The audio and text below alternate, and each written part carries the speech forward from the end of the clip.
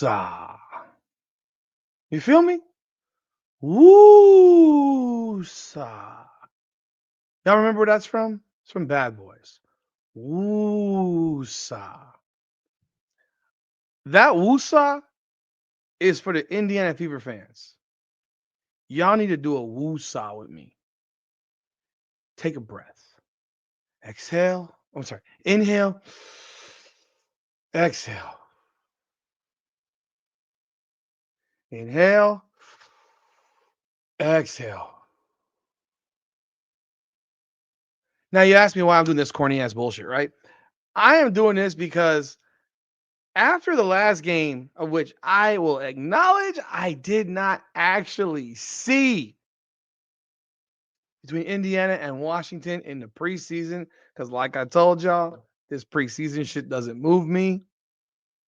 But I will tell you this. I read a lot of comments. I got messaged. I got all kinds of stuff coming through that I'm seeing, and I'm like, why is everybody jumping off of a building freaking the hell out because Stephanie White tried something in a preseason game? Like, I don't know what I don't know what y'all want. I don't know what you expect. But you hated Christy Sides. Like, there's not a person who liked her. There's not a person who's an Indiana Fever fan that wanted to see her keep her job. If you're there, leave a comment. Let us know that you wanted to see Christy Sides continue to coach this team and yell paint touches, paint touches, paint touches, and not call timeout as 25-point leads are disintegrating and not changing defensive scheme, not doing anything. I mean, just doing the same shit all year long. So I mentioned this because the comments about how Caitlin Clark off the ball, the team couldn't function. Like I said, I didn't see the game. So I'm coming at this from a perspective of take a breath. Take a breath. Stop taking preseason so damn seriously. I get it. You've been fiending for Indiana Fever basketball. You've been needing a fix for 6 months, 7 months. I get it. And you want to win meaningless preseason games, and you want to see the team look like they're running on all cylinders in a meaningless preseason game. While, in fact, Caitlin Clark may be dealing with a nagging injury that you're not really fully aware of, that has been said that she had an injury, and maybe she's not up to full speed yet. Maybe there's reasons for it. But let's talk about it. Welcome back, everyone, to another edition of Rudy's Rant, powered by Come On Now, the podcast. I am your host, Rudy Rodriguez Show Mont. Oh, yeah, this is Her Game, Her Way Women's Basketball. Like the video, subscribe to the channel, leave a comment, ring the bell, and let me know what you think. You may tell me I'm crazy. But when I look at what I read and I saw highlights, I actually saw a highlight video that completely discredited what people were saying about her off the ball, that they were actually more efficient when she was off the ball. I'm not sitting here telling you that Caitlin Clark should play off the ball. I don't believe that's the most logical thing to do. She's the best point guard in the WNBA, so you taking her off of the ball is like taking the ball out of Michael Jordan's hands and then asking him to magically score without the ball in his hands. But when you look at what maybe that she was trying to do, she's trying to see if other stuff works. That is what preseason is about. Preseason is about experimenting. Preseason is about trying things. Preseason is about seeing how it works in game situation. And I don't think there's a person that thinks or believes that even last year at points, we were even saying ourselves, maybe take Caitlin off of the ball to get her the ball so that she could score. Because it's a lot harder when you got to do all of it every single time down the floor. If you have to dribble the ball through double team, triple teams, remember, she still gets double teamed and triple teamed. Still going to happen. If you think the double teams and triple teams are going to go away, you're sorely mistaken. Maybe you didn't see them in the preseason. Again, I don't even remember. Don't even care. She didn't play the first preseason game. The Brazil game was a waste of time. And this last game, I didn't see it. But consider the fact that she's probably going to see double teams a lot, taking the ball down the floor. It's not going to change how they defend her. So maybe it's beneficial to see what can be done if you don't have the ball in her hands all the time. For one, it keeps her fresher. It keeps her fresher. So she has more stamina down the stretch, more energy down the stretch. It relieves her of some wear and tear on her body, which helps her through the duration of the season that they've now extended by 4 games. So there's a number of things that you need to consider when you look at making a decision. Like maybe we're not going to play her on the ball the entire game. Maybe there'll be some stretches where we take her off of the ball. One, maybe to get her shots. Two, to give her a break, let her rest while she's on the floor. Because you'd much rather have Caitlin Clark resting on the floor than resting on the bench. Realistically, Caitlin Clark on the floor is a threat no matter what, any time of day, anywhere on the floor. So moving her off the ball occasionally, big deal. Like the reactions I've seen, it's like, oh my God, they're awful. And I've heard about it. I've seen some videos. I'm like, what? Why are you crashing out over this? Relax, relax. It's the preseason.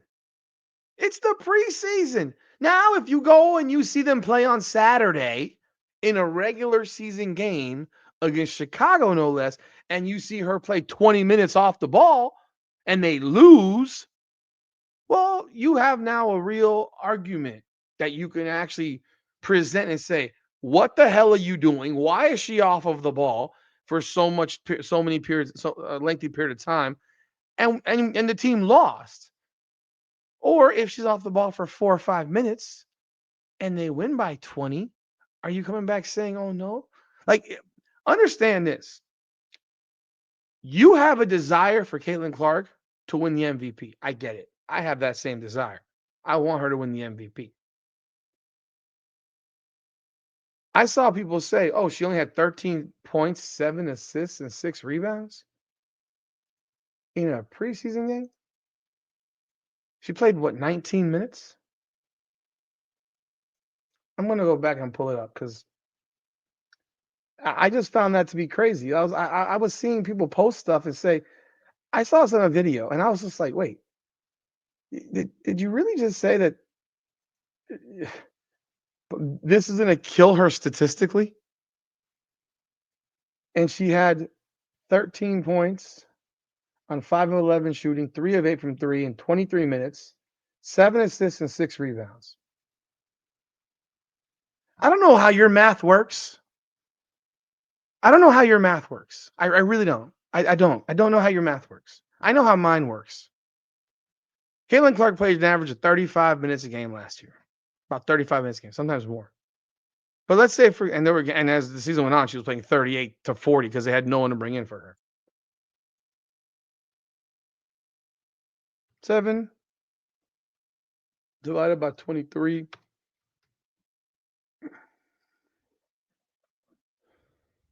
So in this game, she had 13, 7, and 6. If you multiply that and calculate that over a 35-minute game, because that's what she's going to play in most games. But if you want to even calculate it in 40 minutes, in 35 minutes, you got a player who's work with me here. You got a player here who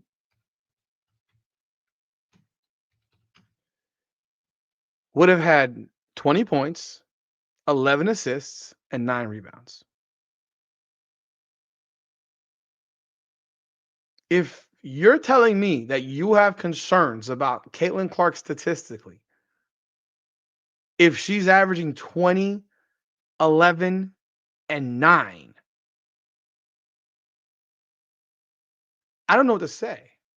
If she averages 20, 11, and 9, she will not only win the MVP, she'll win it in a landslide. There will be no votes for anybody else. A woman averaging a near triple double, there will be no votes for anyone else.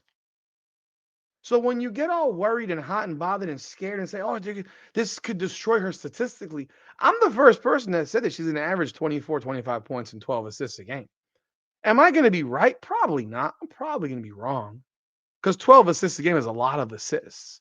It requires that your team not miss bunnies, and they still miss bunnies. I saw that in the Brazil game. So you look at a situation like this. If she averages 22 and 10, folks, Caitlin Clark's winning the MVP. If she's averaging 22, 10, and 8, she's winning MVP. If she's averaging 22, 10, and 8, that means Caitlin Clark's probably going to have 5 or 6 triple doubles. And you're sitting here worried about her playing off the ball? It was a preseason road game that they won. But again, starters only played 16, 20, 21, 15, and 23 minutes. Ooh, take a breath. Are you losing your mind because DeWanna Bonner didn't start? I presume they're trying something out to see how it works. Having Sophie Cunningham start the game. I wouldn't do that. I would not start Cunningham. I would start Bonner. But are you losing your mind over that? I would hope not. I'd be more worried about the fact that I'd be more concerned that they played Sydney Colson 20 minutes and she went 1 of 6 and had 3 turnovers and 2 assists and 3 steals. And I don't know. And I mean, she was +6, but I don't know, man. I think that getting all hot and bothered and worried about something that you're trying something out in the preseason to see how it works. And people say, oh, this will be their offense. I get it. Okay, movement and motion. You want to know that motion actually helps people get better, helps teams be better. The more movement of the ball you have, the more clean movement, the more likely you are going to win a game. The more likely you are to score if you move the ball well. And again, seeing people say she only had 13, 7, and 6 in 23 minutes, I'm saying, like, if she played 35 minutes, she would have had 20, 11, and fucking 9. Like, are you on drugs? If she goes for 20, 11, and 9 every game, she's going to win the MVP, and it won't be close. It won't be close. It won't be close. You want to do that? We're going to do this even a little bit further because she played how many times last year did Caitlin Clark play 40 minutes? I'm going to check this out real quick. And I know y'all probably saying, you're telling people to woosah and calm down and relax. Yes, I'm telling y'all to calm the hell down, relax. Because if I'm calming the hell down and I'm relaxed, I don't know why the hell you're not. Being out of my mind is what my job is. Y'all job is to relax and enjoy the ride. Let me be the one that goes on the rants. Like, I mean, my goodness, for everyone seems to want to rant like me. If you want to rant like me, come on and join the podcast at 9 o'clock tomorrow, and I want to hear you rant. I want to hear y'all go off. Go off. Give me all the energy you got. I want to hear it all. Let's look at last year. She played 39 minutes or more once, let's say 38. Once, 2, 3, 4, 5, 6, 7, 8, 9, 10, 11, 12 times. 11 in the regular season and 12 overall, including the playoffs. She played one game 45 whole minutes. She played the whole game, overtime too. Let's see what she would have averaged in a 40-minute game, just for shits and giggles. That'd be 22.6 points.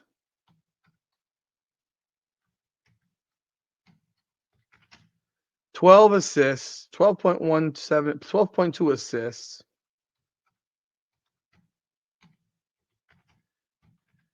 and 10.4 rebounds. It's not bad. It's not bad. I'm not sitting here saying you shouldn't question things because I that's literally what fans do. Fans are going to question everything. It's funny that when I criticize something Indiana Fever related or I criticize a player, some of y'all lose y'all minds on me. Some of y'all tell me, and some of y'all unsubscribe because you don't like it.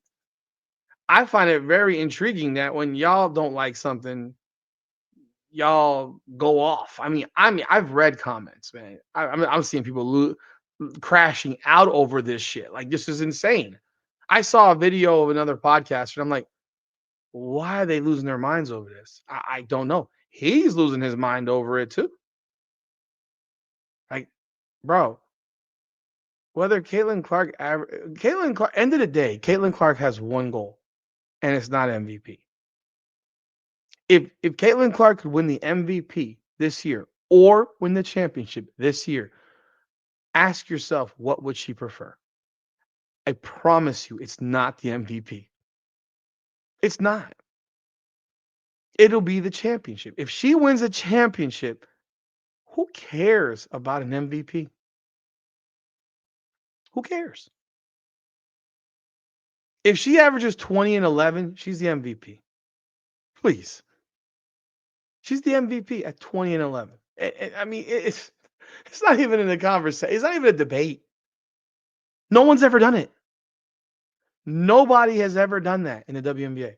Averaged 20 points and 11 assists. No one's ever averaged 20 points and 10 assists in the WNBA. So that would be another record for Caitlin Clark. You think a record-setting year would not get her MVP? A record-setting, never been done before. I'm not talking about breaking the assist number. That's all fluffery. Let's be real. We all know. You added more games. She broke a number. She didn't have the highest average per game assists in the history of the WNBA. She did not have that. But she did break the total number because she played more games. It is what it is. If she goes for 20 and 11, 20 and 10 for the season, points and assists, it's never been done before by anybody. That's something that might not ever get touched in the WNBA. Might not ever be touched. So I just say, take a breath, woosah, give Stephanie White a chance. I don't agree with her cutting Bree Hall as quickly as she did, and I don't agree with them cutting Bree Hall as quickly as they did. But I will tell you this: preseason is meant to practice some stuff and see how it works. And maybe she watched this like, yeah, I don't like it. Or maybe she watched and said, I do like it. You don't know. But nonetheless, sitting here saying it's going to kill Caitlin Clark's chances of winning MVP, pump the brakes. Pump the brakes, man. You're gonna. I would bet you that we're gonna see her put up more 30-point games this year than you saw last year.